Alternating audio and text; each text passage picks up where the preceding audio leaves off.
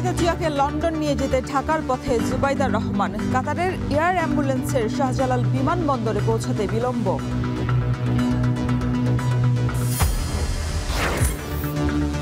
যুক্তরাজ্যের London bridge হাসপাতালে চলছে খালেদা জিয়ার চিকিৎসার প্রস্তুতি। সুস্থ হয়ে দেশে ফিরবেন প্রত্যাশা লাখো প্রবাসীর। রাজনৈতিক অস্থিরতার শঙ্কায় ইউরোপে কমছে বাংলাদেশি পোশাক রপ্তানি। ভারতসহ প্রতিদ্বন্দ্বীরা স্বল্প মূল্যেই সরবরাহ করায় বিপাকে ব্যবসায়ীরা। নির্বাচক সজল চৌধুরীর বিরুদ্ধে ফের যৌন হয়রানির অভিযোগ। বয়সভিত্তিক নারী ক্রিকেটারের চিঠি দিলেও টনক নড়েনি বিসিবির।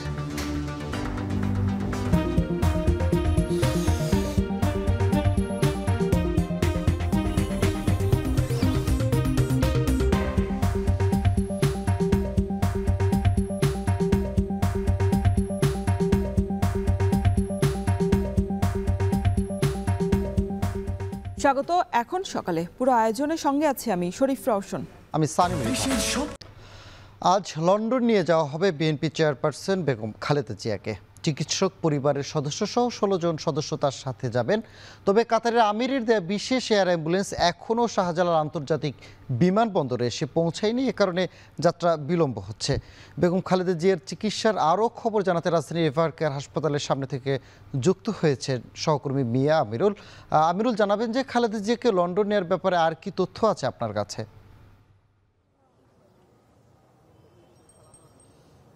সানি, আরও একটি রাত পেরিয়ে সকাল হতে চলল এবং বেগম জিয়ার যে সবশেষ অবস্থা সেটি জানার জন্য কিন্তু সবাই অধীর আগ্রহে অপেক্ষা করছে। আমরাও অপেক্ষায় ছিলাম পুরো রাত জুড়ে। আমরা যেমনটি জানতে পেরেছি যে এখন পর্যন্ত অবস্থা অপরিবর্তিত রয়েছে এবং তাকে লন্ডন নেওয়ার ক্ষেত্রে যে বিষয়গুলো এখন বর্তমানে চলছে সেটি হচ্ছে মূলত যে তারেক রহমানের সহধর্মিণী জুবাইদা রহমান তিনি দেশে ফিরবেন। যেটি বলা হচ্ছে যে সকাল 10টার নাগাদ তিনি দেশে ফিরতে পারেন এবং এরপরেই মূলত তাকে নেওয়ার যে আনুষ্ঠানিকতা সেটি হতে পারে। এবং একই সাথে আপনি শুরুতে যেমনটি বলছিলেন যে কাতারের যে এয়ার অ্যাম্বুলেন্স সেটি কিন্তু এখন পর্যন্ত সেটি রওনা হয়েছে কিনা সেখান থেকে সেই তথ্য কিন্তু এখন পর্যন্ত জানানো হয়নি। যদিও বিএনপির পক্ষ থেকে যেটি জানানো হয়েছে যে এটিতে যান্ত্রিক ত্রুটি কিংবা সেই ধরনের কোনো একটি বিষয়ের কারণে মূলত সেটি এখন পর্যন্ত রওনা হয়নি। সেটি হয়তোবা তাদের পক্ষ থেকে তারা জানাবে। তো বলা চলে যেহেতু এই ধরনের একটি বিষয় চলছে প্রেক্ষাপট, সেই প্রেক্ষাপটে হয়তোবা 10টা কিংবা 11টা নাগাদ মূলত বলা যাবে যে আসলে তাকে কখন নাও হতে পারে। যেহেতু এখানটা একটু আনুষ্ঠানিকতা রয়েছে এবং নিরাপত্তা বিষয় রয়েছে। আপনি জেনে থাকবেন যে গতকালই মূলত নিরাপত্তা মহড়া হয়েছে যে বেগম জিয়াকে কিভাবে বিমানবন্দর হয়ে তাকে লন্ডন নিয়ে যাওয়া হবে সেই একটি ব্যাপার রয়েছে। কিন্তু যেহেতু তিনি তাকে কিছুদিন আগেই মূলত ভিভিআইপি ব্যক্তি হিসাবে বলা হয়েছে এবং একই সাথে আপনি আরেকটি বিষয় যেমনটি বলছিলেন যে তার সফর সঙ্গী হিসাবে এখানে আমরা দেখেছিলাম যে প্রায় 15 জনের বেশি একটি তালিকা রয়েছে, যেখানটায় মূলত আমরা দেখেছি যে প্রায় 7 থেকে 8 জন ডাক্তার রয়েছে। তার যে ব্যক্তিগত চিকিৎসক ডক্টর জাহিদ রয়েছে, যেমন ভাবে ঠিক তার যে পুত্রবধূ জুবাইদা রহমান তিনিও কিন্তু সেখানটায় রয়েছে। এখানটায় যদি তার পরিস্থিতি কোনো কারণে খারাপের দিকে যায় কিংবা যদি প্রয়োজন মনে করে দল সেক্ষেত্রে হয়তোবা সফর সঙ্গী কিংবা এই যে সংখ্যা সেটি হয়তোবা বাড়তে পারে, আমরা সেটি ধারণা করছি। যদিও দলের পক্ষ থেকে সবশেষ যে বিষয়টি জানানো হয়েছে ব্রিফিংয়ের মধ্য দিয়ে ডক্টর জাহিদ তিনি ব্রিফিং করেছিলেন গতকালই, এরপর প্রায় কয়েক ঘন্টা হতে চলল কিন্তু দলের পক্ষ থেকে এখন পর্যন্ত কি কি ধরনের অগ্রগতি হয়েছে সেটি জানানো হয়নি। তবে আমরা যেহেতু হসপিটালের সামনে রয়েছি, এভার কেয়ারের সামনে পুরো রাত আমরা ছিলাম এবং সেই সাথে সকাল পর্যন্ত যে বিষয়গুলো আমরা বুঝতে পারছি যে বিষয়গুলো যে মূলত তাকে কখন না হতে পারে সেই বিষয়গুলো কিন্তু দলীয়ভাবে তারা ভেতরগতভাবে সমন্বয় করছেন, যদিও গণমাধ্যমের সাথে এখন পর্যন্ত কথা বলেননি। এবং একই সাথে আপনি জেনে থাকবেন যে বেগম জিয়াকে কিন্তু এই বছরের শুরুতেই তাকে লন্ডন একবার নিয়ে যাওয়া হয়েছিল। পরবর্তীতে তিনি মে মাসের শুরুতে তিনি কিন্তু দেশে ফিরেন এবং বলা চলে প্রায় দেশে ফেরার পরও কিন্তু বেশ কয়েকবার তিনি এভার কেয়ারে এসেছিলেন।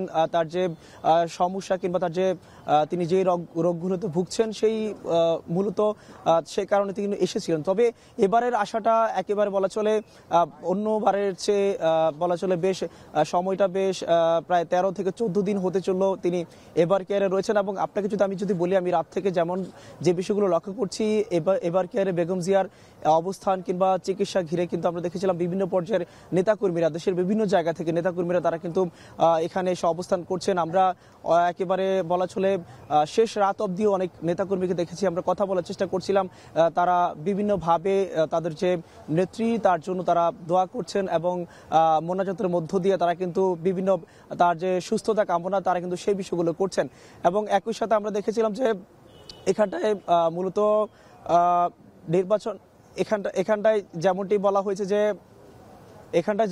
হয়েছে যে দলের পক্ষ থেকে যেহেতু তারা প্রতিনিয়ত একটি আপডেট তথ্য জানায় যে তার শারীরিক অবস্থা কেমন বেগম জিয়ার, এবং একই সাথে তাকে কি ধরনের পদক্ষেপ নেওয়া হচ্ছে অফিসিয়ালি সেই তথ্য কিন্তু জানানো হয়। এবং আমরা আরও একটি বিষয় লক্ষ্য করেছিলাম এখানটায় মূলত যে বিভিন্ন রাজনৈতিক দলের যারা প্রতিনিধি তারাও কিন্তু আসছেন, যদিও বলা চলে আমরা কেন্দ্রীয় কোনো নেতাকে গত রাত দেখিনি কোনো রাজনৈতিক দলে, তবে এখানটায় অন্যান্য যে ছোট বড় দলগুলো রয়েছে তাদের অনেকেই কিন্তু তাদের বিএনপির বাইরে গিয়েও তারা কিন্তু দলমত নির্বিশেষে তারা বেগম জিয়ার প্রতি ভালোবাসার জায়গা থেকে তারা কিন্তু এখানে এসেছেন। আমরা কিন্তু সেই বিষয়টি লক্ষ্য করছি সানি, এবং বলা চলে রাত পেরিয়ে সকাল হতে হলেও আমরা এখন পর্যন্ত ব্যাপারটি অনিশ্চিত, যেহেতু জুবাইদা রহমান এখন পর্যন্ত বাংলাদেশে এসে পৌঁছায়নি। আমরা সেই খবরটি রাখছি, আপনাকে পরবর্তীতে জানাতে পারবো সানি। বেগম খালেদা জিয়ার চিকিৎসার সবশেষ খবর জানাতে রাজধানী এভারকেয়ার হাসপাতাল থেকে যুক্ত ছিলেন সহকর্মী মিয়া আমিরুল। লন্ডনে বেগম খালেদা জিয়াকে নিয়ে যাওয়ার বিষয়ে আরও বিস্তারিত জানাতে আমাদের সাথে এই মুহূর্তে বিমানবন্দর আন্তর্জাতিক শাহজালাল বিমানবন্দর থেকে যুক্ত হয়েছেন সহকর্মী তানজিলা খান মিম।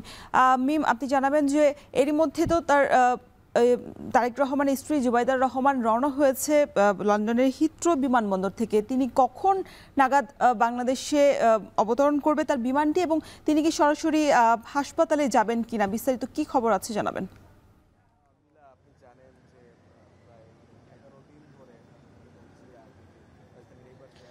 রওশন, বিমান বাংলাদেশের BG 302 ফ্লাইটে হিথ্রো বিমানবন্দর থেকে রওনা দিয়েছেন বিএনপির ভারপ্রাপ্ত চেয়ারম্যান তারেক রহমানের স্ত্রী ডাক্তার জুবাইদা রহমান, এবং কথা রয়েছে সকাল ঢাকার সময় অনুযায়ী সকাল 9:35 তিনি বাংলাদেশে এসে পৌঁছবেন, এবং তারপরে তিনি এই বিমানবন্দর থেকে সরাসরি এভারকেয়ার হাসপাতালে যাবে, যেমনটা গতকাল বেগম খালেদা জিয়ার ব্যক্তিগত চিকিৎসক ডাক্তার AZM জাহিদ হোসেন জানিয়েছেন গণমাধ্যমকে। এবং এছাড়াও কিন্তু তার আগে বিএনপির মিডিয়া সেল থেকে জানানো হয়েছে বিএনপির নেতাকর্মীরা বিমানবন্দরে আসবেন ডাক্তার জুবাইদা রহমানকে গ্রহণ করতে, এবং তারপর তারা একই সঙ্গে কিন্তু সকলে মিলে এভারকেয়ার হাসপাতালে যাবেন। পুরো এই যে বেগম খালেদা জিয়ার যে সার্বিক চিকিৎসা, সেই পুরো চিকিৎসা পদ্ধতি, সেই সব কিছুই কিন্তু তিনি লন্ডন থেকে পর্যবেক্ষণ করছিলেন ডাক্তার জুবাইদা রহমান। এবং গতকাল দুপুরবেলায় কিন্তু সিদ্ধান্ত নেওয়া হয়েছে ডাক্তার AZM জাহিদ হোসেনের বরাত দিয়ে আমরা যেটি জানতে পেরেছিলাম যে বেগম খালেদা জিয়াকে লন্ডনে উন্নত চিকিৎসার জন্য নিয়ে যাওয়া হবে, এবং তিনি আগের থেকে তার শারীরিক অবস্থা কিছুটা ভালো রয়েছে এবং তিনি চিকিৎসা গ্রহণ করতে পারছেন, যার ফলে তারা সেই দেশের বাহিরে চিকিৎসা গ্রহণ করার যে সিদ্ধান্ত, সেই সিদ্ধান্তটি নিতে তারা পেরেছে। এবং আমরা দেখেছি যুক্তরাজ্য, চীন থেকে চিকিৎসক প্রতিনিধি দল যারা রয়েছেন বেগম জিয়াকে চিকিৎসা দেওয়ার জন্য, তাকে পর্যবেক্ষণ করার জন্য, তাদের তত্ত্বাবধানেই কিন্তু বেগম জিয়া রয়েছেন, তারা এসেছেন। সবকিছু মিলিয়ে সকলের সম্মিলিত সিদ্ধান্তেই কিন্তু গতকাল এই সিদ্ধান্তটি নেওয়া হয়েছে যে উন্নত চিকিৎসার জন্য বেগম খালেদা জিয়াকে লন্ডনে নিয়ে যাওয়া হবে। এরপর বিএনপির মিডিয়া সেল থেকে আমরা গতকাল রাতে জানতে পেরেছি যে কাতার থেকে যে এয়ার অ্যাম্বুলেন্সটি আসার কথা, সেটি যান্ত্রিক ত্রুটির কারণে কিছুটা বিলম্ব হবে, যার ফলে সেই এয়ার অ্যাম্বুলেন্সের জন্য সকলে অপেক্ষা করবেন। এবং সকাল 9:35 নাগাদ ফ্লাইটের সময় অনুযায়ী ডাক্তার জুবাইদা রহমান দেশে এসে পৌঁছলে তারপর তিনি এভারকেয়ার হাসপাতালে যাবেন, এবং এরই মধ্যে যদি কাতার এয়ার অ্যাম্বুলেন্স এসে পৌঁছায় তাহলে সেটিও গণমাধ্যমকে জানানো হবে, এবং তারপর কিন্তু তারা সেই সময় অনুযায়ী বেগম জিয়াকে এই ঢাকা থেকে বাংলাদেশ থেকে লন্ডনে চিকিৎসার জন্য নিয়ে যাওয়া হবে। সবকিছু মিলিয়ে আসলে এই যে তাদের এই যে বিএনপির পক্ষ থেকে আমাদের গণমাধ্যমে কিন্তু এই তথ্যগুলো জানানো হয়েছে। তার বাইরে গিয়েও যদি বলি, আজ শুক্রবার বাদ জুমা প্রতিটি মসজিদে মসজিদে বেগম জিয়ার সুস্থতা কামনায় দোয়া চাওয়া হবে এবং এর বাইরেও কিন্তু বিএনপি মিডিয়া সেল থেকে বিভিন্ন ধর্মীয় উপাসনালয় যেগুলো রয়েছে, বিভিন্ন অন্যান্য ধর্মীয় যে মানুষের রয়েছে, অন্যান্য মতের যে মানুষের রয়েছে, সকলের কাছেই কিন্তু বেগম জিয়ার সুস্থতা কামনা করতে, প্রার্থনা করতে বিশেষভাবে অনুরোধ জানানো হয়েছে। সবকিছু মিলিয়ে আসলে সাধারণ মানুষ যারা রয়েছেন তারাও কিন্তু প্রার্থনায় মগ্ন রয়েছেন যে এই যে লন্ডনের উদ্দেশ্যে দেশ ছেড়ে যে বেগম জিয়া যাবেন, এর আগেও আমরা দেখেছি তিনি গিয়েছেন এবং তিনি ঠিক যেভাবে আসলে ফিরে এসেছেন সুস্থ হয়ে, তেমনটা এবারও তিনি সুস্থ হয়ে ফিরে আসবেন এই প্রত্যাশা করেই কিন্তু সকলে এই বেগম জিয়াকে লন্ডনের উদ্দেশ্যে চিকিৎসা নিতে যাওয়ার জন্য বিদায় জানাবেন এবং সকলের মধ্যে কিন্তু সেই প্রস্তুতিও দেখা গিয়েছে। আমরা গতকাল থেকে এই প্রস্তুতি যখন থেকে জানানো হয়েছে গণমাধ্যমে বেগম জিয়াকে লন্ডনে নিয়ে যাওয়া হবে, তখন থেকেই কিন্তু আমরা এই প্রস্তুতি তাদের মধ্যে দেখেছি। 16 জনের একটি টিম করা হয়েছে, সেই 16 সদস্যের টিমটি তার সঙ্গে লন্ডনে যাবেন। সেখানে তার ব্যক্তিগত চিকিৎসক থাকবেন, সেখানে থাকবেন তার বেগম জিয়ার ছোট পুত্রবধূ এবং তার যারা পরিচর্যা কর্মীরা রয়েছেন তারা থাকবেন এবং সেই সঙ্গে যেটা বলছিলাম সার্বিক পুরো এই চিকিৎসা পদ্ধতি পর্যবেক্ষণ করার জন্য ডাক্তার জোবায়দা রহমান তো রয়েছেন এবং তিনি কিন্তু লন্ডন থেকে তার আগ পর্যন্ত, যেমন বেগম খালেদা জিয়া যে 23 নভেম্বর এভারকেয়ার হাসপাতালে ভর্তি হয়েছিলেন সেই সময় থেকে কিন্তু তিনি পুরো এই চিকিৎসা পদ্ধতি পর্যবেক্ষণ করছিলেন এবং তিনি ডাক্তারদের সঙ্গে সরাসরি যোগাযোগ করছিলেন, সরাসরি খোঁজ খবর নিচ্ছিলেন বেগম জিয়ার শারীরিক অবস্থা সম্পর্কে। তো সেই বিষয়টি করার জন্য কিন্তু তিনি সার্বক্ষণিক পাশে থাকবেন এবং তিনি আসছেনই কিন্তু বেগম খালেদা জিয়াকে লন্ডনের উদ্দেশ্যে নিয়ে যাওয়ার জন্য। সেই জায়গাতে কিন্তু এখন পর্যন্ত আমরা দেখতে পেয়েছি এবং 9:35 বাজতে এখনো 2.5 ঘন্টার মতো সময়। তো এই 2.5 ঘন্টা আসলে অপেক্ষা করবেন এবং এরই মধ্যে বিএনপির নেতাকর্মীরা যারা রয়েছেন তারাও একে একে এই বিমানবন্দরে আসবেন ডাক্তার জোবায়দা রহমানকে গ্রহণ করার জন্য এবং তারপরে কিন্তু তারা একই সঙ্গে সকলে মিলে এভারকেয়ার হাসপাতালে বেগম জিয়ার সন্নিকটে উপস্থিত হবেন। রওশন, এই ছিল এখন পর্যন্ত আমার কাছে সবশেষ। ডক্টর জুবাইদা রহমানের দেশে ফেরার খবর জানাতে শাহজালাল আন্তর্জাতিক বিমানবন্দর থেকে যুক্ত ছিলেন সহকর্মী তানজিলা খান মিম। এদিকে উন্নত চিকিৎসার জন্য বেগম খালেদা জিয়ার লন্ডনে যাওয়ার খবরে নেতাকর্মী প্রবাসী বাংলাদেশিদের মধ্যে দেখা গেছে বাড়তি আগ্রহ। সুস্থতা কামনা করেছেন ব্রিটিশ এমপি সহ গুরুত্বপূর্ণ ব্যক্তিবর্গ। চিকিৎসার প্রস্তুতি নিয়েছে লন্ডন ব্রিজ হাসপাতাল। লন্ডন থেকে আরো জানাচ্ছেন শরীফুল ইসলাম চৌধুরী। সবকিছু ঠিক থাকলে কয়েক ঘন্টা পর লন্ডন আসছেন বেগম খালেদা জিয়া। নানা জল্পনা কল্পনার পর অবশেষে উন্নত চিকিৎসার জন্য সাবেক প্রধানমন্ত্রী ও বিএনপি চেয়ারপারসন খালেদা জিয়ার আগমন ঘিরে দেখা দিয়েছে বাড়তি আগ্রহ। কাতার আমিরের দেয়া এয়ার অ্যাম্বুলেন্সে তার লন্ডনে পৌঁছার কথা রয়েছে। যে কোনো প্রয়োজনে প্রস্তুত যুক্তরাজ্য বিএনপি। ওনার জন্য অপেক্ষমান ছিল, এখানে থেকে অনেক চিন্তার মধ্যে ছিল। উনি যখন এখানে আসতেছেন ওনাকে দেখতে পাবে, এই জন্য সবাই এই বেদনার দিনেও আনন্দিত হবে আমরা মনে করি আর কি। এবং আমরা আশাবাদী যে দেশনেত্রী বেগম খালেদা জিয়া এই কোটি কোটি মানুষ ওনার জন্য দোয়া করতে। আমরা যারা আছি, যা বিএনপির সাথে সম্পৃক্ত, আমরা অবশ্যই যতটুকু করার এখান থেকে আমরা বিভিন্ন কর্মসূচি ইনশাআল্লাহ নিব। আমরা ওনার জন্য দোয়া করতেছি, এটা অব্যাহত থাকবে ইনশাআল্লাহ। অধীর আগ্রহে শুধু নেতাকর্মী নন, সেই আবেগ আর ভালোবাসা বিলিতে থাকা সাধারণ প্রবাসীর মুখেও। 3 বারের সাবেক প্রধানমন্ত্রী খালেদা জিয়াকে কাছ থেকে দেখবেন, সেই আশায় অপেক্ষমান লাখো প্রবাসী। অধীর আগ্রহে আছে এবং ওনার জন্য দোয়া চাচ্ছে যে উনি যাতে সুস্থভাবে এখানে পৌঁছে এবং সুচিকিৎসার মাধ্যমে আবার বাংলাদেশের রাজনীতিতে উনি অ্যাক্টিভ হতে পারেন। স্বস্তির নিঃশ্বাস নিতে পারতেছি। আজকে শুনেছি আমাদের প্রিয় নেত্রী দেশনেত্রী বেগম খালেদা জিয়া লন্ডনের উদ্দেশ্যে আসবেন চিকিৎসার জন্য। লন্ডন ব্রিজ হসপিটালে ওনার চিকিৎসা হবে। আমরা পাশে থেকে না দেখতে পারি, অন্তত ওনার গাড়ি বহরটুকু দেখবো, এই আশায় আমরা যুক্তরাজ্য বিএনপি থেকে। উনি প্রপার চিকিৎসা এখানে লন্ডন ব্রিজ হসপিটাল থেকে পাবেন এবং সে পরিপূর্ণ সুস্থতা লাভ করে বাংলাদেশে ফেরত যাবেন এবং বাংলাদেশের মানুষের আগের মতো তিনি সেবা করার সুযোগ পাবেন। খালেদা জিয়ার সুস্থতা কামনা করেছেন ব্রিটিশ পার্লামেন্ট এমপি ও বিশিষ্টজনেরা। আসন্ন নির্বাচনের আগে সুস্থ হয়ে দেশে ফিরবেন, এমনটাই প্রত্যাশা তাদের। The sad situation where we find Madam Khaleda Zia very unwell. So the other point to make is that we wish her all the very best. We pray that she makes a full recovery and can continue to play a significant part in Bangladesh's development. Begum Khaleda Zia, a very quick recovery so that she can actually return to Bangladesh when she's healthy and hopefully before the elections. So that is, my thoughts are with her, and I hope that she really recovers. এদিকে খালেদা জিয়ার চিকিৎসার জন্য ব্রিটেনের স্বনামধন্য London bridge হাসপাতাল প্রস্তুত আছে বলে জানিয়েছে একটি সূত্র। চলতি বছরের 7 জানুয়ারি বেগম খালেদা জিয়া উন্নত চিকিৎসার জন্য যুক্তরাজ্যে আসেন। দ্য লন্ডন ক্লিনিকে 117 দিন চিকিৎসা নেয়ার পর 6 মে বাংলাদেশে ফিরেন। আবারও আসছেন খালেদা জিয়া। উন্নত চিকিৎসা নিয়ে সুস্থ হয়ে দেশে ফিরবেন এমনটাই প্রত্যাশা লাখো প্রবাসীর। শরীফুল ইসলাম চৌধুরী, এখন লন্ডন। মার্কিন শুল্ক চাপে পোশাক রপ্তানিতে ইউরোপের বাজারের দিকে ঝুঁকেছে চীন, ভারত সহ বাংলাদেশের প্রতিযোগী দেশগুলো। এতে তীব্র প্রতিযোগীর মুখে পড়েছে দেশের পোশাক রপ্তানিকারকরা।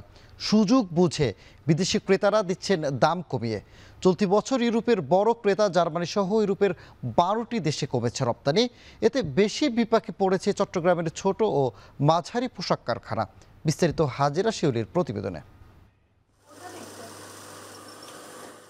ট্রাম্প প্রশাসনের সঙ্গে দর কষাকষির পর বাংলাদেশ থেকে পণ্য আমদানিতে শুল্ক হার 20% নামলে শীর্ষ রপ্তানি খাত তৈরি পোশাক শিল্পে কিছুটা স্বস্তি ফিরে। বাড়তি শুল্ক ও মজুরির কারণে চীনের অনেক ক্রয়াদেশ বাংলাদেশে আসবে এমন প্রত্যাশাই ছিল পোশাক শিল্প মালিকদের। তবে মার্কিন অর্থনীতির মন্দাভাবের কারণে সে আশা পূরণ হয়নি। অধিকাংশ আমদানিকারক ও ক্রেতা বাড়তি শুল্কের ভার নিতে রাজি না হওয়ায় সংকটে আছেন রপ্তানিকারকরা। ত্রিপক্ষীয় দর কষাকষি নিয়ে টানাপোড়েনে গত 3 মাসে ধারাবাহিকভাবে কমেছে ক্রয়াদেশ। সাথে যুক্ত হয়েছে রাজনৈতিক অনিশ্চয়তা। নির্বাচনকে ঘিরে সম্ভাব্য রাজনৈতিক অস্থিরতার শঙ্কায় অর্ডার দিতে ভরসা পাচ্ছে না ক্রেতারা। মনে করেছিলাম যে বাংলাদেশ ডেলিভারি ইস্যুতে বাংলাদেশ একটা ভালো পর্যায়ে আছে ইন কম্পারিজন টু ইন্ডিয়া এবং চায়না। তার আশার সঞ্চার ছিল যে আমরা will get the more business and the business is from রিলোকেটেড from China এবং ইন্ডিয়া।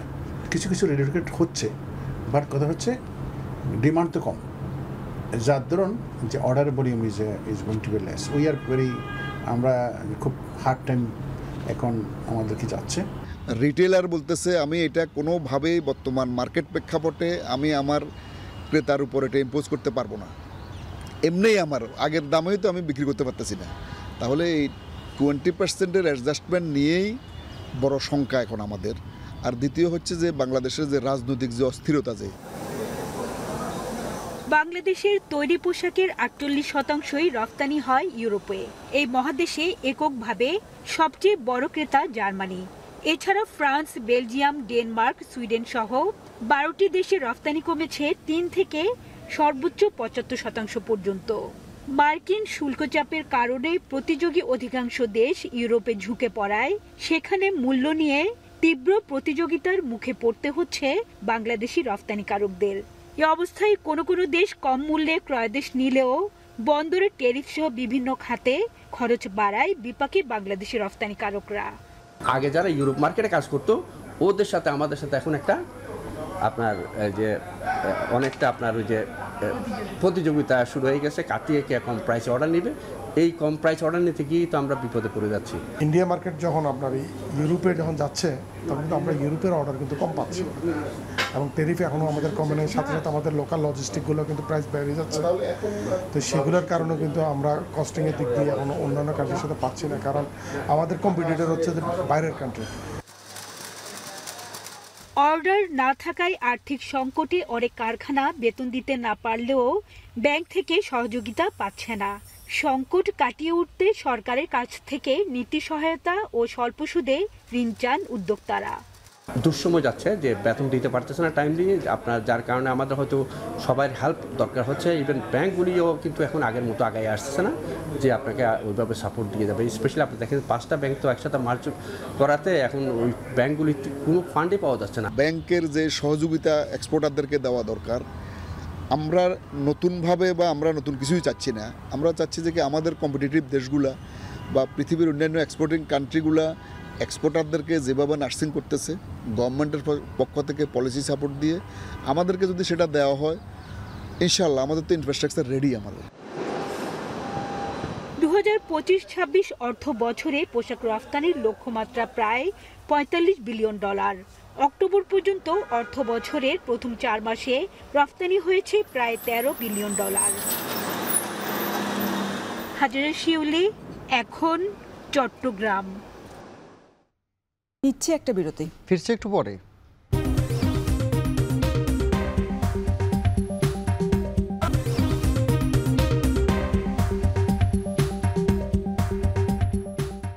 ফিরে এলাম বিরতির পরে। দেখছেন এখন সকাল। নীলফামারীর সৈয়দপুরে জমে উঠেছে পুরাতন কাপড়ের বাজার, যেখানে 10 টাকা থেকে শুরু করে পাওয়া যায় 2000 টাকার শীতের কাপড়। তবে মৌসুমের শুরুতে বেচাকেনা কিছুটা কম বলছেন বিক্রেতারা। ডলারের দাম বেড়ে যাওয়া প্রতিটি পুরনো কাপড়ের বেল্টে দাম বেড়েছে 500 থেকে 2000 টাকা পর্যন্ত। চলতি মৌসুমে প্রায় 3 কোটি টাকার ব্যবসার আশা ব্যবসায়ীদের। আশিকুর রহমান আশিকের ক্যামেরায় বিস্তারিত জানাচ্ছেন আমিরুল বাপ্পি।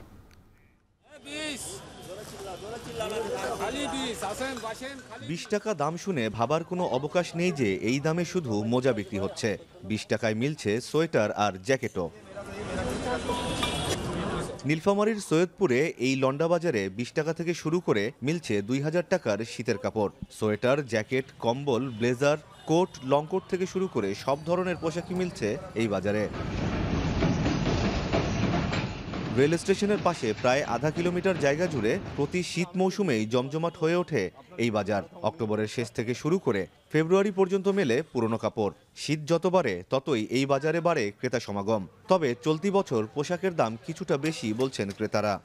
এই অত্তর এলাকার লোক এইটার উপরেই ম্যাক্সিমাম নির্ভরশীল, এই কাপড়ের উপর, যেহেতু এগুলা সস্তা এবং সাইজ মতো পাওয়া যায়, এগুলা টেকসই। গ্রাম থেকে গরিব মানুষগুলো আসে, তারা তো নতুন মাল কিনতে পারে না, এই জন্য আসে যে একটু পুরাতন মাল, পুরাতন হলেও পরিষ্কার করলে ভালো হয়ে যায়, দেখতে ভালো লাগে, কম দামে পায়, এই কারণে।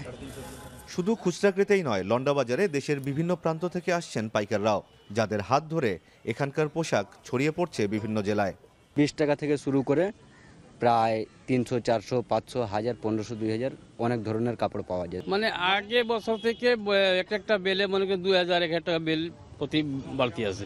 এখানে বাসি নেই, কম দামে নেই, তার জন্য নিয়ে যাই। এগুলো মাল যেন ভবিষ্যতে আমরা আরেকটু কিছু কম রেটে পাইলে আমাদের আরো কম রেটে পাবলিকদেরকে দিতে সুবিধা হয়। পাইকারি ব্যবসায়ীরা বলছেন চট্টগ্রাম থেকে পোশাকের বড় বড় বেল্ট কিনে নিয়ে আসেন পাইকারি বিক্রেতারা। আবার কেউ সরাসরি বিদেশ থেকেও আমদানি করেন। তবে ডলারের দাম বেড়ে যাওয়ায় এবছর প্রতি বেল্টে 500 থেকে 2000 টাকা পর্যন্ত বাড়তি গুনতে হচ্ছে ব্যবসায়ীদের। আমাদের শীতের সময় হলো 3 মাস, 3 মাস আমরা পাই না এখন।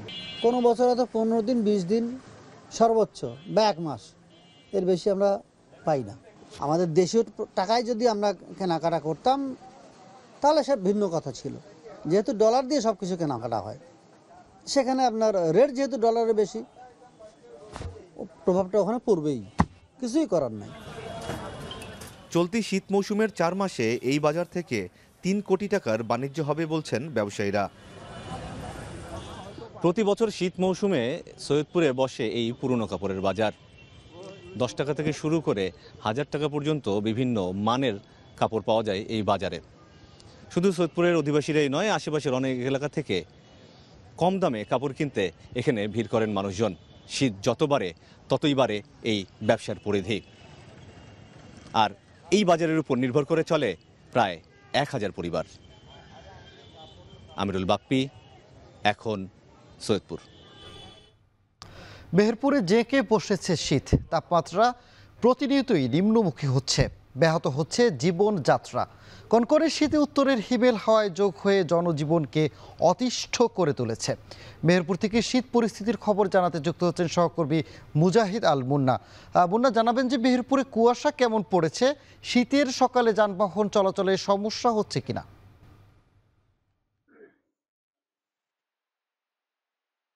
সামি, আপনাকে জানিয়ে রাখি, আজ কিন্তু সকাল 6টায় মেহেরপুর চুয়াডাঙ্গা যে আঞ্চলিক আবহাওয়া অফিস, তারা মেহেরপুর চুয়াডাঙ্গা এই অঞ্চলের সর্বনিম্ন তাপমাত্রা রেকর্ড করেছে 12.8 ডিগ্রি সেলসিয়াস। সেই সাথে বাতাসের আর্দ্রতা 93%, যা গতকালকে চাইতে কিছুটা বেশি, কারণ গতকালকে এই অঞ্চলে সর্বনিম্ন তাপমাত্রা ছিল 12.2 ডিগ্রি সেলসিয়াস, যেটি আজকে 12.8 গিয়ে ঠেকেছে। তবে গতকালকে চাইতে কিন্তু আজকে কুয়াশার মাত্রাটা খুবই কম, অর্থাৎ আজকে কুয়াশার দাপট কিন্তু খুব একটা না থাকলেও উত্তরের হিমেল হাওয়া কিন্তু রয়েছে, যার ফলে জনজীবন একেবারে অতিষ্ঠ করে তুলেছে। বিশেষ করে কনকনে ঠান্ডা বাতাসের কারণে যারা দিনমজুর, রিক্সা চালক, ভ্যান চালক, ইজি বাইক চালক, এদের কিন্তু খুব কষ্ট হচ্ছে। আমি কয়েকজন রিক্সা চালকের সাথে কথা বলেছি সকালে এসে, এবং কয়েকজন দিনমজুরের সাথে কথা বলেছি। তারা আমাকে জানিয়েছেন তারা যখন বাসা থেকে বের হয়েছে কাজের উদ্দেশ্যে, তখন কিন্তু অনেকে সাইকেল নিয়ে এসেছে, অনেকে হেঁটে এসেছে। তো তাদের যে আসার সময় যে কষ্ট, সেটি বলছিল তারা, যে প্রচন্ড ঠান্ডা বাতাসের কারণে তারা কিন্তু প্রচন্ড বেগ পেতে হয়েছে কর্মক্ষেত্রে আসার জন্য।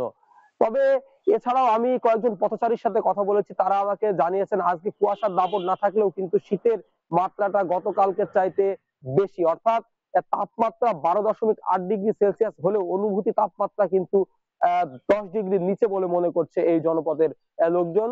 এছাড়াও আরেকটা বিষয় আপনাকে জানিয়ে রাখি, অতিরিক্ত ঠান্ডার কারণে কিন্তু হাসপাতালগুলিতে শীতজনিত যে সমস্ত রোগ, বিশেষ করে নিউমোনিয়া, জ্বর, ঠান্ডা, কাশি, এগুলোর কিন্তু বেড়েছে, যার ফলে মেহেরপুর হাসপাতালে কিন্তু রোগীর চাপ বেশি হয়েছে। সেই সাথে আমি চিকিৎসকের সাথে কথা বলেছি, তারা আমাকে জানিয়েছেন এই ঠান্ডার হাত থেকে বা ঠান্ডা জনিত রোগের হাত থেকে বাঁচার জন্য বাড়ির যারা বয়োজ্যেষ্ঠ এবং শিশু, তাদেরকে সাবধান থাকার পরামর্শ দিচ্ছে। এছাড়াও আরেকটি বিষয় আপনাকে জানিয়ে রাখি, সেটি হচ্ছে আমি কয়েকজন স্কুল যারা স্টুডেন্ট, তাদের সাথে কথা বলেছি সকালে এসে। অনেকেরই পরীক্ষা কিন্তু চলছে, এখনো হয়তো আগামী এক সপ্তাহ ধরে কিন্তু পরীক্ষা চলবে। পরীক্ষা অনেক স্কুলে কিন্তু শুরু হচ্ছে 7:30 থেকে 8টার মধ্যে। তারা কিন্তু স্কুলে আসতে বেশ কষ্ট হচ্ছে, এবং লেখা শুরু করতেও কিন্তু শীতে অনেক ধরনের কষ্টের সম্মুখীন হবেন শিক্ষার্থীরা। সারিমিধা, এই ছিল আমার কাছে মেহেরপুর থেকে শীত পরিস্থিতির সর্বশেষ। মেহেরপুর থেকে শীতের খবর জানাচ্ছিলেন সহকর্মী মুজাহিদ আল মুন্না। সংকটের অজুহাত দেখিয়ে অতিরিক্ত দামে সার বিক্রির অভিযোগ উঠেছে শরীয়তপুরের ডিলার এবং খুচরা ব্যবসায়ীদের বিরুদ্ধে। এতে বিপাকে পড়েছেন কৃষকরা। অপরদিকে ডিলার এবং ব্যবসায়ীদের দাবি, চাহিদার তুলনায় সরবরাহ কম থাকায় কৃষকদের চাহিদা মেটাতে তাদেরও বেশি দাম দিয়েই সার কিনতে হচ্ছে। কাজী মনিরুজ্জামানের প্রতিবেদন। শরীয়তপুরের নড়িয়ার পাড়াগাঁও গ্রামের বাসিন্দা মাজেদা বেগম। জমি চাষ করেই চলে তাদের সংসার, কিন্তু সারের লাগামহীন দামে তার জমির অধিকাংশই এবছর অনাবাদি থাকার শঙ্কা তৈরি করেছে। যারা ডিলাররা বাড়াই দিচ্ছে না এই জিনিসটি, আর ওখানে এই যে গৃহস্থলী করুম কেমনে করুম, কম দিন এত দাম হইলে করা যাইব। একই দুর্ভোগে পড়েছেন জেলার অন্যান্য রবি শস্য চাষিরা। সংকটের কথা বলে বিক্রেতারা সার বস্তা প্রতি 300 থেকে 600 টাকা পর্যন্ত অতিরিক্ত দাম নিচ্ছেন। বাধ্য হয়ে প্রয়োজনের তুলনায় কম সার কিনে মাঠে ফিরছেন কৃষক। সার কম দিলে ফসল কম হইব, জিরাত হইব না, আর কি করবো, কৃষকের তো কোনো কেউ দেখুন না নাই। গত বছর 1100 টাকা মাসে দিয়েছে, এই সার এই বছর 1480 টাকা, হে পায় না, গেলে নাই। কৃষকের অভিযোগ যাচাইয়ে বিভিন্ন হাটবাজার ঘুরে দেখা যায় একই চিত্র।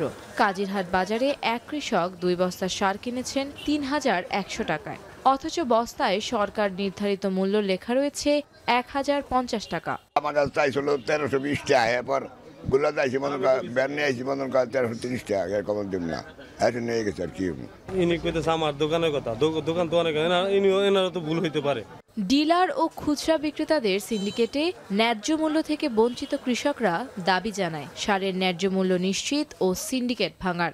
কোনো সমস্যা হয় সেজন্য তারা ভয়ে এই জিনিসটা অল্প টাকায় বেশি চালাইতেছে, যাওয়ার পর আবার ঠিকই আগের দামে চলবো। সিন্ডিকেট ভাঙলে আর কি দাম কমবো, এছাড়া উপায় নেই। বিক্রেতারা বলছেন বরাদ্দ কম হয় স্থানীয় চাহিদা মেটাতে তাদেরকেও ভিন্ন পথে সার সংগ্রহ করতে হচ্ছে, তাই বেশি দামে কিনতে গিয়ে খুচরা পর্যায়েও দাম বাড়ছে। এখানে যে চাহিদা অনুযায়ী আমরা পাই যা, তার থেকে আমাদের বাড়তি সার কেনা বেচা করতে হয়, কিন্তু আমরা পাই না কোথাও থেকে। আমরা যেই পরিমাণে সার বরাদ্দ পাই তাই এই জায়গায় বিক্রি করি। চাহিদার তুলনায় কম সরবরাহ পাওয়া গেলেও মৌসুম ভিত্তিক চাহিদার ঘাটতি নেই জানিয়ে সংকট সৃষ্টিকারীদের বিরুদ্ধে আইনগত ব্যবস্থা নেওয়ার আশ্বাস দেন কৃষি সম্প্রসারণ অধিদপ্তর। প্রশাসনের সহায়তা ইতিমধ্যে কয়েকটি মোবাইল কোর্ট করেছি, যে তারা চেষ্টা করেছে বেশি দামে বিক্রি করার জন্য। আমরা আশা করছি ইতিমধ্যে যে পরিমাণ বরাদ্দ আছে এবং এদিকে ইতিমধ্যে ডিসেম্বর মাসের বরাদ্দ আমাদের হয়ে গিয়েছে, যদি আমরা এই সারটা পাই আমরা আশা করছি যে আমাদের রবি মৌসুমে যে ফসলগুলো হবে সেটিতে আমাদের সারে কোনো সংকট হবে না। এবছর জেলায় ৮২,৫০০ হেক্টর জমিতে রবি শস্য আবাদের লক্ষ্যমাত্রা নির্ধারণ করেছে কৃষি বিভাগ, কিন্তু সারের অস্বাভাবিক মূল্যবৃদ্ধি সেই লক্ষ্যমাত্রা অর্জনে বড় বাধা হয়ে দাঁড়িয়েছে। এখন শরীয়তপুর। ধামরাইয়ে ধনিয়ার ভালো ফলন হলেও ন্যায্য মূল্য না পাওয়ায় লোকসানের মুখে কৃষকরা। সার ও কীটনাশকের দামসহ সার্বিক উৎপাদন খরচ আগের তুলনায় বাড়লেও ধনিয়ার বর্তমান বাজার দরে দুশ্চিন্তায় তারা। এমন অবস্থায় ধনিয়া চাষে আগ্রহ হারাচ্ছেন অনেক কৃষক। হুমায়ুন কবিরের প্রতিবেদন বিস্তারিত। ধামরাইয়ের রয়্যাল ইউনিয়নের কৃষক আশিক ভদ্র ধার দেনা করে 20% জমিতে মিশ্র ফসল ধনিয়া ও টমেটোর চাষ করেন। এবছর ধনিয়া পাতার ভালো ফলন হলেও বাজার দর অনেকটাই কম, ফলে উৎপাদন ব্যয় উঠবে কিনা তা নিয়ে দুশ্চিন্তা তার। 20 ডিসেম্বর টাকা আমি ধার করিয়া এই টাকা নাই ক্ষেত করছি, বেতন আনছি, সার আনছি। এখন আমি 5,000 টাকা আমার আসে কিনা এটা সন্দেহ। এই ক্ষেত আর আমরা এই নসদার ক্ষেত করুন না। একজন দিনমজুরের দৈনিক মজুরি যেখানে 7 থেকে 800 টাকা, সেখানে বাজারে প্রতিটি ধনিয়ার আটি বিক্রি হচ্ছে মাত্র 4 থেকে 5 টাকায়। এমন অবস্থায় দিশেহারা ধনিয়া চাষিরা। খেতে যে ফসল বুনছে পরে তিরতে হয় না, তা কি করুন, নিজেরই এসে তুলবেন নাকছি। বীজের দামে আসলে 15,000, চাষের খরচ গেছে, সার গেছে 15,000, তাতে আমার 60,000 টাকার মতো খরচ গেছে, পাইছি 10,000 টাকা। কৃষকদের অভিযোগ, সার ও কীটনাশকের অতিরিক্ত দামের পাশাপাশি মজুরিসহ সামগ্রিক চাষাবাদের খরচ বেড়েছে। তার বিপরীতে বাজারে ধনিয়ার দামে লাভ তো দূরের কথা, উৎপাদন ব্যয় উঠবে কিনা তা নিয়ে রয়েছে সংশয়। এতে ধনিয়া চাষে আগ্রহ হারাচ্ছেন অনেক কৃষক, যার ফলে আগামীতে কমতে পারে ধনিয়ার উৎপাদন। স্বল্প মূল্যে যদি সারটা পাই কম দামে, তাহলে আমাদের খরচটা কমে আসবে। সারের দামটা কমাতে হবে। সারের দাম যদি না কমে কৃষকরা কিছুই করতে পারবে না। এদিকে উপজেলা কৃষি বিভাগ বলছে, সময়ের সঙ্গে সামঞ্জস্য রেখে পরিকল্পিতভাবে এবং বাজারের চাহিদা বিবেচনায় ধনিয়া চাষ করা হলে কৃষকরা লাভবান হবেন। স্থানীয়ভাবে আমরা কৃষকদেরকে পরামর্শ দিই যে ফসলগুলো চাষ করবে এটা যেন আমাদের চাহিদা মাফিক হয় এবং সময়ের সাথে পরিকল্পনা করে ওনারা করে এবং বাজারের যে ভোক্তার চাহিদা সেটা নিরিখে মাথায় রেখে যেন ফসলটা চাষ করে। এবছর ধামরাইয়ের প্রায় 25 হেক্টর জমিতে ধনিয়া চাষ হয়েছে। হুমায়ুন কবির, এখন সাভার। সময় হলো আরো একটি বিরতির, ফিরছে একটু পরে।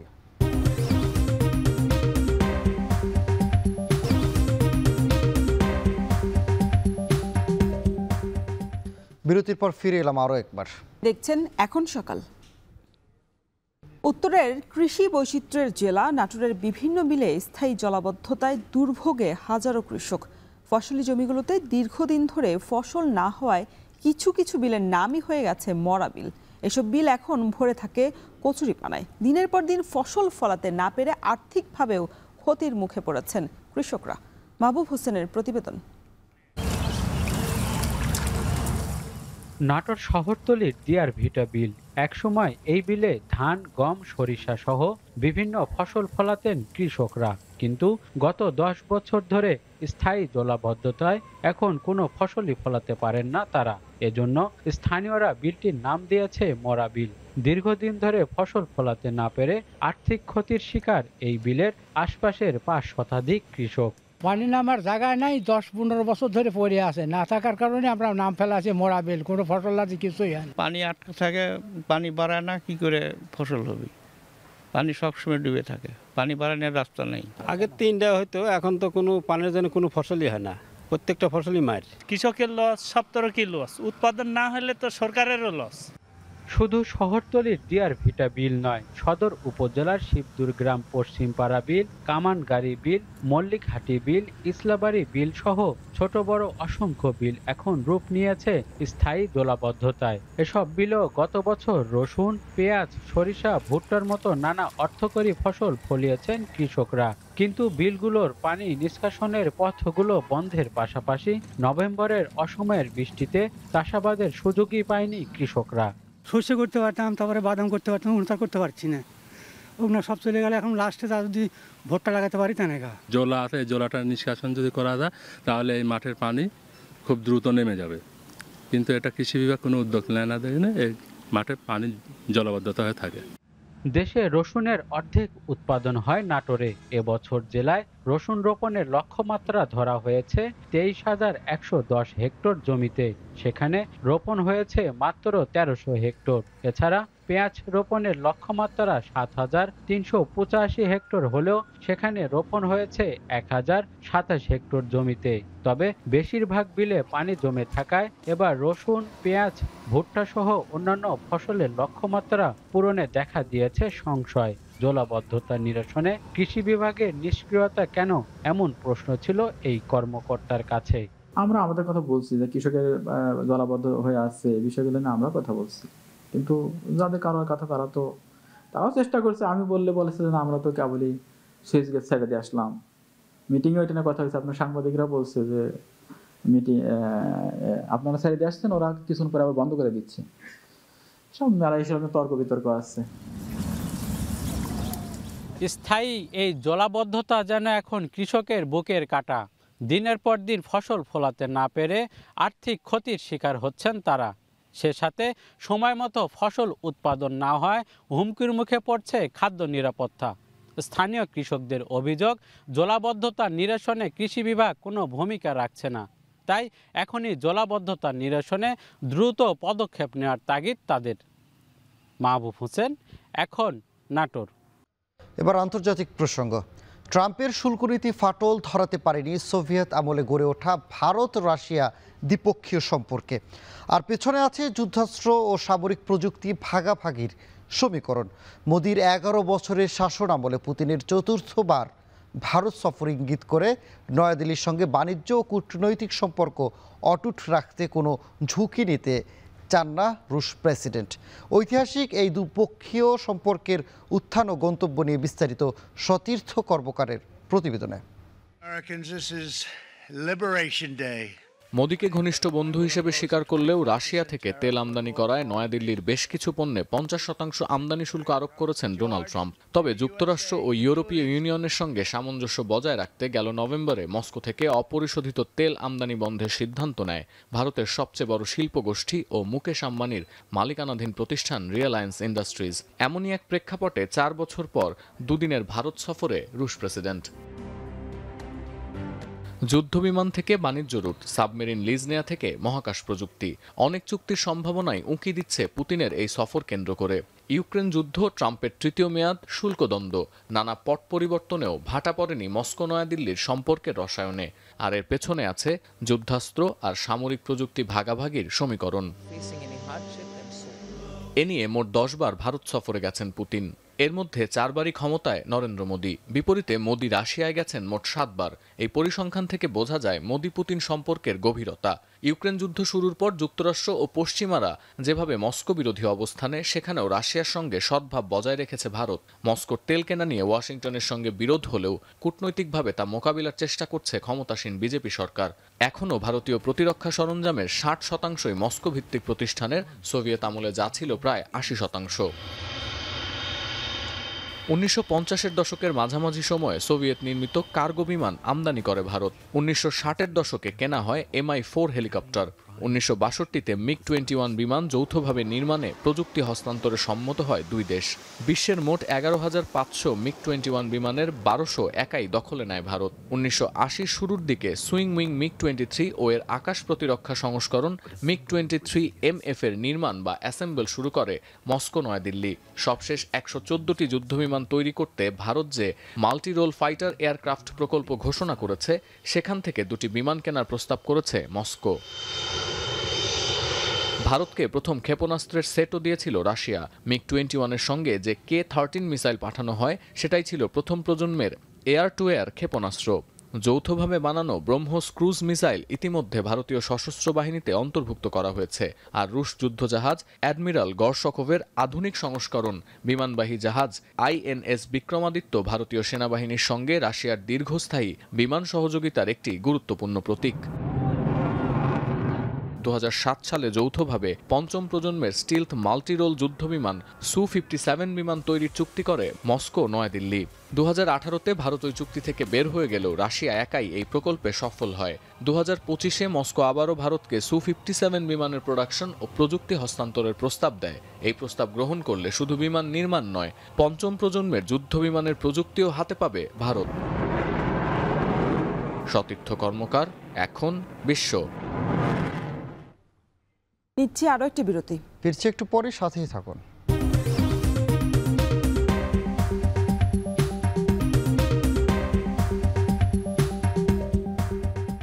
বিরতির পর ফিরে এলাম আরো একবার। দেখছেন এখন সকাল। এবার খেলা প্রসঙ্গ।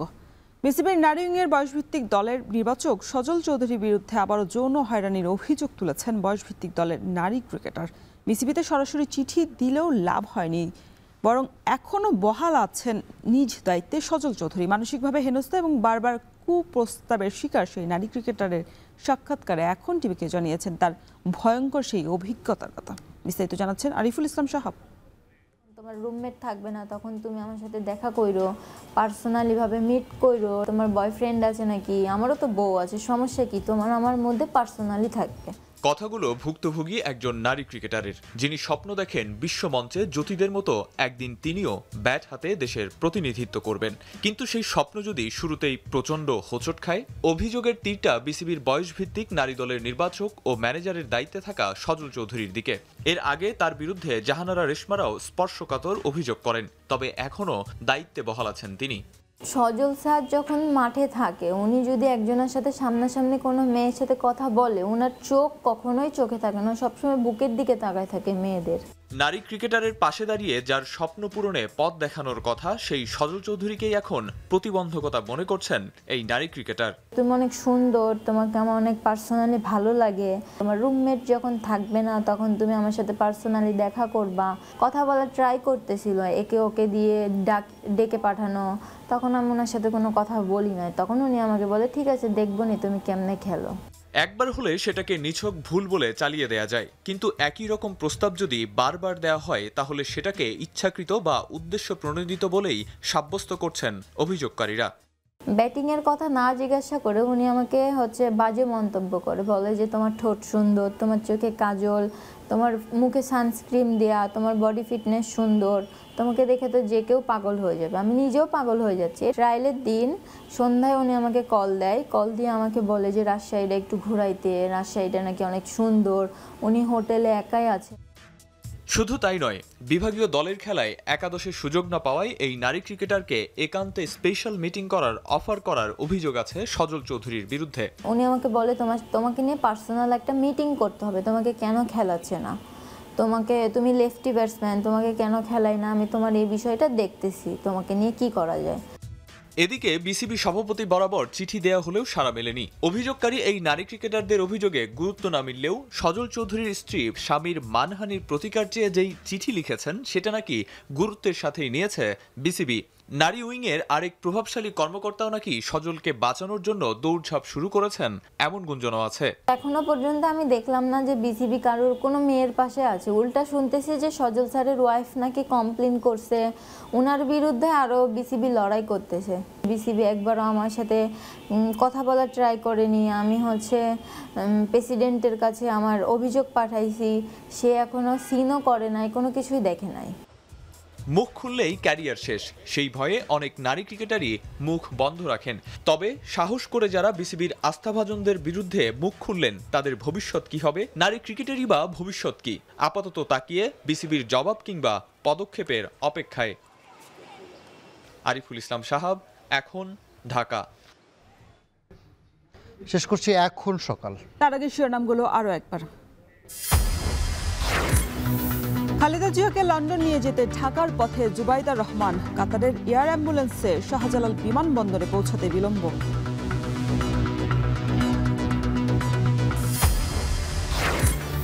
যুক্তরাজ্যের লন্ডন ব্রিজ হাসপাতালে চলছে খালেদা জিয়ার চিকিৎসার প্রস্তুতি।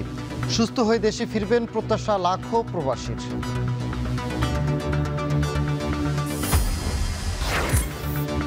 রাজনৈতিক অস্থিরতার শঙ্কায় ইউরোপে কমছে বাংলাদেশি পোশাক রপ্তানি। ভারত সহ প্রতিদ্বন্দ্বীরা স্বল্প মূল্যে সরবরাহ করায় বিপাকে পড়েছেন ব্যবসায়ীরা। এবং নির্বাচক সজল চৌধুরীর বিরুদ্ধে ফের যৌন হয়রানির অভিযোগ বয়স ভিত্তিক নারী ক্রিকেটারের। চিঠি দিল টনক নড়েনি বিসিবির।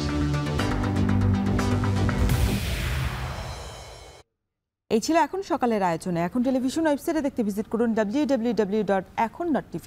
এছাড়া ফেসবুকে দেখতে ভিজিট করুন facebook.com/tv.ekon এবং ইউটিউবে দেখতে ভিজিট করুন youtube.com/c/ekon।